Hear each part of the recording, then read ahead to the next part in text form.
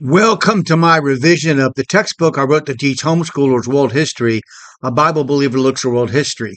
Now I'm going to be talking about India um, and making some comments about India's ancient history. So, with this account, we are also just before the Aryan migrations in India and the emergence of historical China.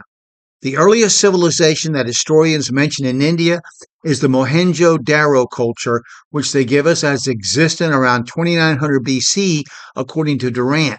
India is not so much a nation as Egypt or Sumeria, but more like Europe, a polyglot of languages and cultures on a subcontinent called South Asia.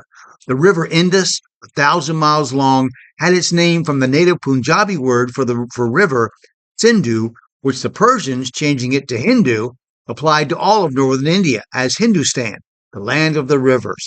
Mohenjo Daro and Harappa on the Indus River were discovered in 1924 and may represent a more advanced civilization than even Ur, with the lowest strata of excavation being a more advanced culture than the upper, and possibly representing the pre-flood civilization.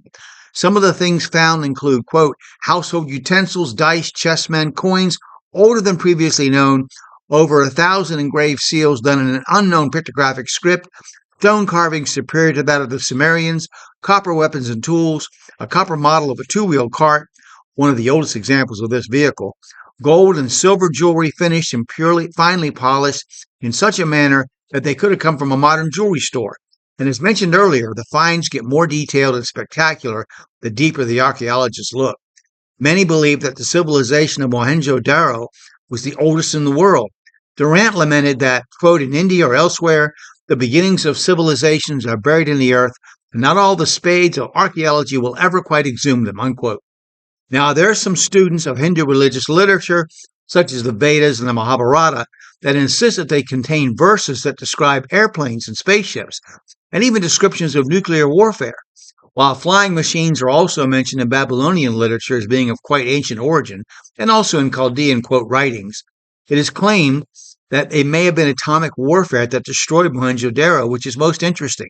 In 1979, David Davenport, an Englishman born living in India, wrote a book that claimed that evidence of an event generating enormous heat is everywhere on the site of the city. However, most scientists regard this interpretation of the evidence as ranking right down there with Eric von Daniken's Chariot of the Gods. That was a book from the 1970s that claimed that extraterrestrial alien life forms gave us our civilizations.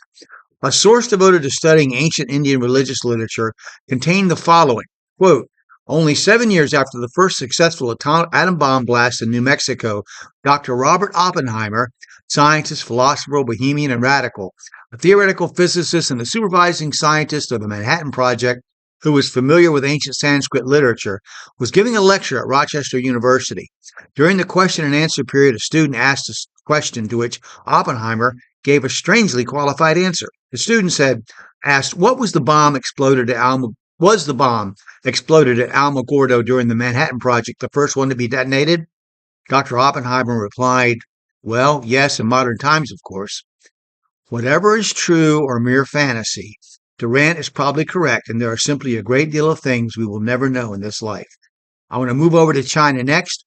I hope you'll click like and subscribe or follow and share the video, and feel free to make your own comments about what I said. Thank you.